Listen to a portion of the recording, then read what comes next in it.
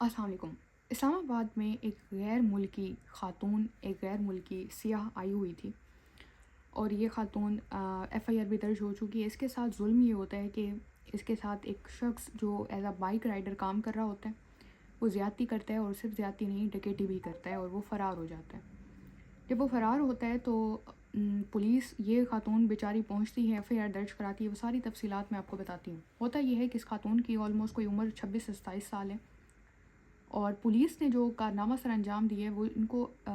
سراہنا بھی چاہیے پولیس کو۔ اسلام آباد کی پولیس، انہوں نے 51 گھنٹوں کے اندر 2.5 دن، 2.5 سے میکسیمم 3 دن کے اندر انہوں نے اس ملزم کو پکڑا۔ اب یہ پورا جو کیس ہے انکشاف سے بھرا ہوا ہے۔ ہوتا یہ ہے کہ یہ خاتون اپنے ہوٹل سے نکلتی ہے، اور جیسے نکلتی ہے تو یہ کیب وغیرہ کرنا چاہتی ہے۔ آپ کو پتہ ہے کہ اوبر، باقی ڈفرینٹ ایپس ہیں جو ہم یوز کرتے ہیں کہیں پہ بھی ٹریول کرنے کے لیے۔ تو اس خاتون نے بھی اس طرح سے، اوبر تو خیر پاکستان میں بین ختم ہو گئی ہے، تو ان ڈرائیو ہو گئی، باقی بھی کافی ایپس ہیں۔ تو یہ کرتی یہ ہے کہ یہ آن لائن ایپ کرنے کی بجائے، یہ شخص 1 to 5 اس کے پاس ہوتے ہیں ہونڈا، یہ ایز اے بائک رائڈر سامنے آتا ہے، اور یہ اس کو کہتی ہے کہ میں نے F7 جانا ہے، اس کے ساتھ جو بھی پیسے فیئر ہوتے ہیں وہ طے ہوتے ہیں، اور یہ اس کے ساتھ روانہ ہو جاتی ہے۔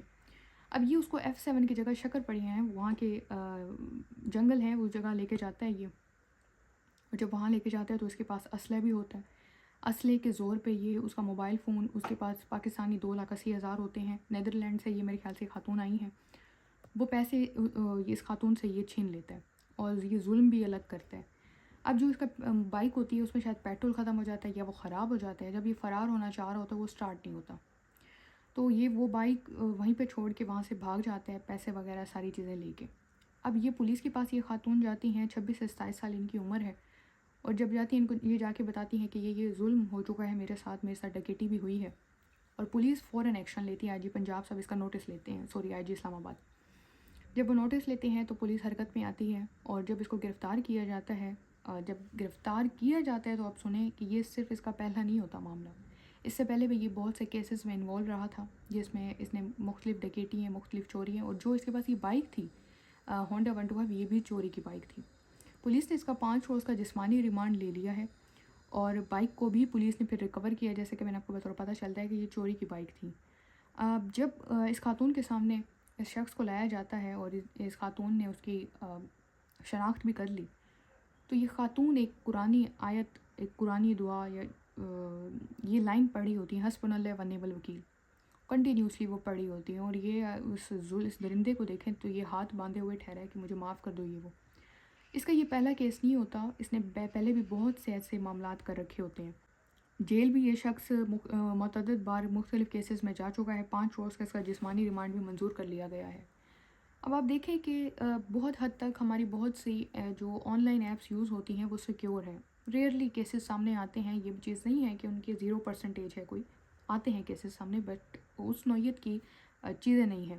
تو احتیاط یہ ہماری خواتین کو کرنی چاہیے کہ وہ آن لائن کیبز یا آن لائن ٹیکسیز یا آن لائن چیزوں کو بک کریں، تاکہ وہ سیکیورلی کہیں پہ بھی ٹریول کریں وہ کریں، کیونکہ آج خواتین پڑھائی کے لیے بھی باہر نکلتی ہیں، جابس کے لیے بھی باہر نکلتی ہیں، ویسے بھی اگر کہیں جانا ہو، بازار جانا ہو، شاپنگ کرنے جانا ہو، تو آپ نے باہر جانا ہے تو اپنی حفاظت کریں۔ اور دوسرا، یہاں پہ اسلام آباد کی پولیس کو سراہنا بہت ضروری ہے کہ انہوں نے بر وقت اس پہ ایکشن لیا، اور فوراً اس شخص کو پکڑا، اس درندے کو۔ میری دعا ہے، اور آئی تھنک ہونا بھی ایسا چاہیے کہ اس کو قرار واقعی سزا ہونی چاہیے، اچھی لمبی سزا ہونی چاہیے، تو یہ ایک عادی مجرم ہے، تاکہ بارہا یہ چیزیں نہ ہوں۔ اور اب آپ دیکھیں کہ کس طرح سے ہمارے ملک کی ساکھ کو یہ خراب کرتے پھر رہی ہیں چند ایک یہ لوگ۔